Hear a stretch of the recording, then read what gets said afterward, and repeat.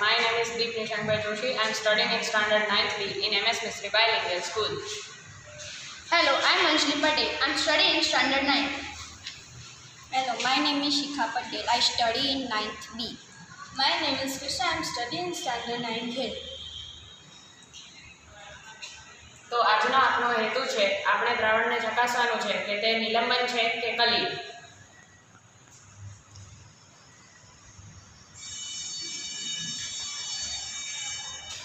Beaker એમાં પાણી સાથે CuSO4ના સ્ફટિક્સ લીધા છે અને તેનું દ્રાવણ બનાવ્યું છે. જૂથ બીમાં CuSO4 લીધું છે અને તેમાં પાણી મિક્સ કર્યું છે. તમે અહીંયા CuSO4 બંને લીધું છે તો તમારામાં શું ફરક છે? મારામાં સ્ફટિક્સ છે થોડા. અને આમાં છે ને ચમચી 1 ચમચી CuSO4 છે.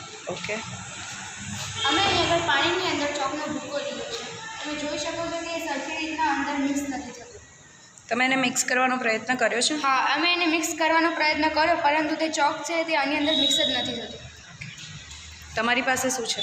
આમાં 100 ml પાણી અને 10 ml ઇંકનું મિશ્રણ છે. આપણે જોઈ શકીએ છીએ કે આ થોડા અંશે જ આમાં મિશ્રણ થયું છે.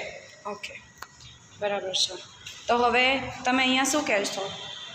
હવે આપણે આમાંથી ટોર્ચથી આમાંથી લાઇટ પસાર કરીશું જેથી આમાંથી લાઇટ પસાર થઈ જાય છે. હવે અહીંયા આપણે જોઈશું પ્રકાશ પસાર કરતાં તે સરળતાથી પસાર થઈ જાય છે. તમે આમાં જોઈ શકો છો કે પ્રકાશ સરળતાથી પસાર થઈ શકે છે. તમે બતાવશો?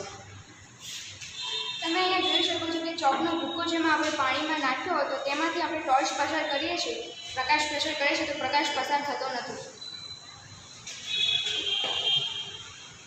આમાં આપણે જોઈ શકીએ છીએ કે પ્રકાશ આમાંથી અમુક અંશે જ પસાર થઈ શકે છે. વધારે પડતો પ્રકાશ આમાં જ ટ્રેપ થઈ જાય છે.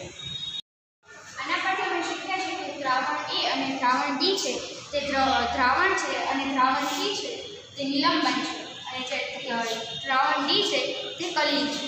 ગુડ.